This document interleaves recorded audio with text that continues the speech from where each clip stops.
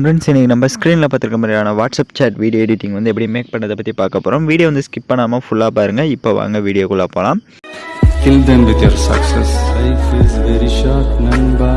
Bury them with your smile. Always be happy. மொபைலில் KineMaster அப்ளிகேஷனை open பண்ணிவிட்டு create நியூன்ற ஆப்ஷனை கிளிக் பண்ணிக்கோங்க. இதில் 9:16 ரேஷியோ செலக்ட் பண்ணிட்டு கிரியேட் ஆப்ஷனை கிளிக் பண்ணிவிடுங்க. லெஃப்ட் சைடு மேலே இமேஜின்ற ஆப்ஷனை கிளிக் பண்ணிவிட்டு பேக்ரவுண்ட் வந்து பிளாக் கலர் செலக்ட் பண்ணிக்கோங்க. அதோட டைம் டியூரேஷன் நீங்கள் எத்தனை செகண்ட் வீடியோ மேக் பண்ணலான்னு இருக்கீங்களோ அத்தனை செகண்டு ட்ராக் பண்ணிவிட்டு இப்போ வீடியோட ஃபஸ்ட்டுக்கு வந்துட்டு லேயர் ஐக்கானை கிளிக் பண்ணுங்கள்.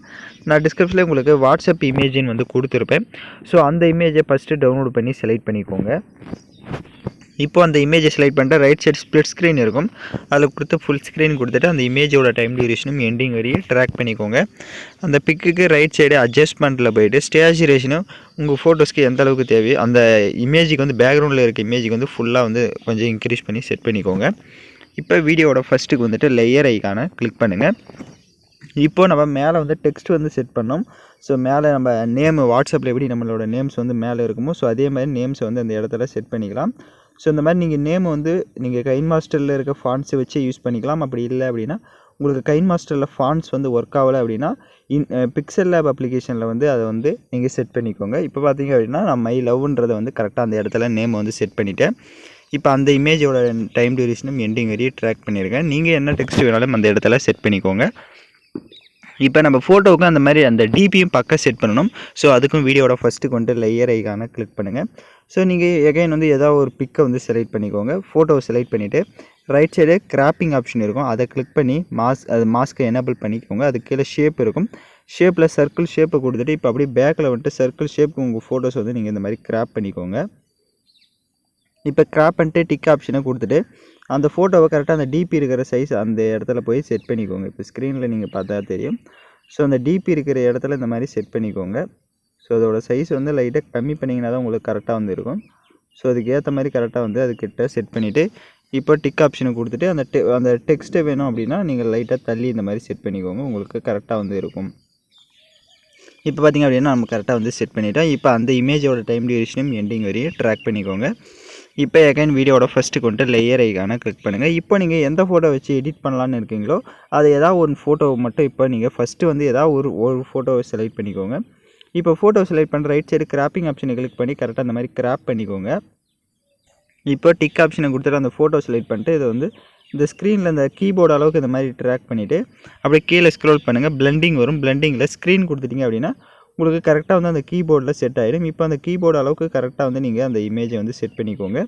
இப்போ அந்த இமேஜுக்கு எகைன் அட்ஜஸ்ட்மெண்ட்டில் போய்ட்டு ஸ்டேச்சுரேஷன் எந்த அளவுக்கு தேவையோ அந்த அளவுக்கு அந்த இமேஜுக்கு செட் பண்ணிக்கோங்க. கான்ட்ராஸ்ட்டும் அதே மாதிரி தான், தேவையான அளவுக்கு செட் பண்ணிவிட்டு அந்த இமேஜோட டைம் டியூரேஷனை எண்டிங் வரையும் ட்ராக் பண்ணிக்கோங்க.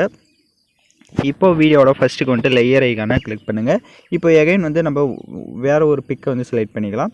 ஸோ அதே மாதிரி நீங்கள் எந்த ஒரு பிக்கை வந்து எகைன் செலக்ட் பண்ணிவிட்டு அதை லைட்டாக அந்த மாதிரி ஜூம் பண்ணிட்டு இந்த இடத்துல செட் பண்ணுங்கள்.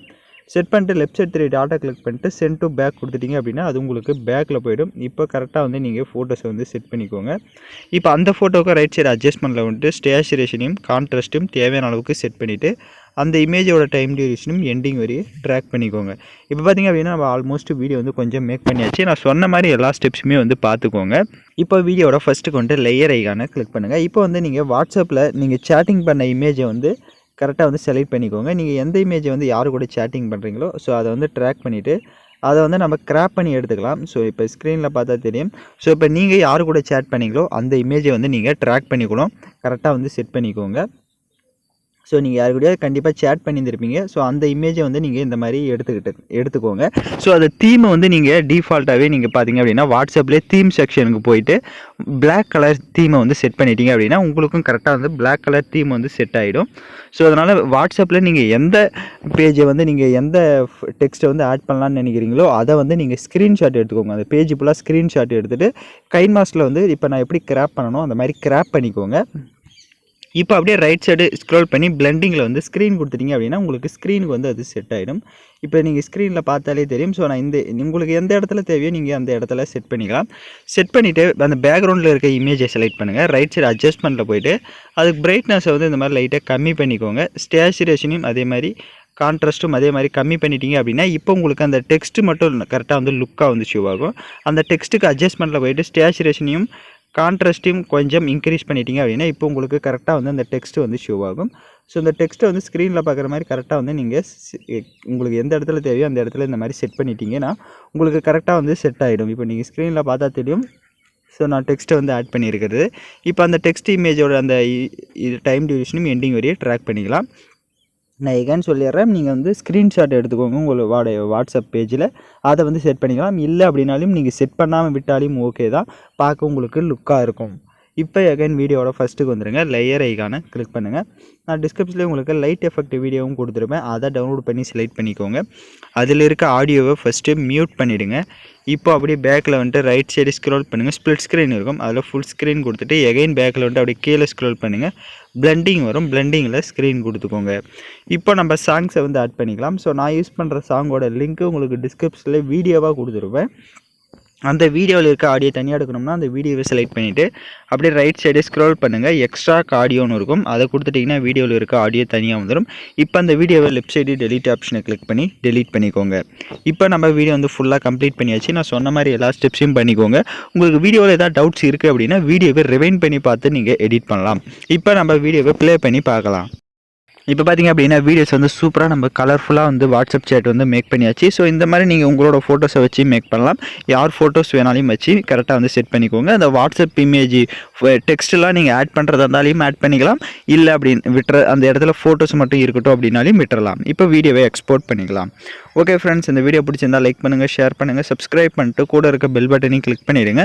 அப்போ தான் நம்ம சேனல்ஸில் போடக்கூடிய எல்லா வீடியோஸோட நோட்டிஃபிகேஷன்ஸும் உங்களுக்கு உடனடியாக வரும்.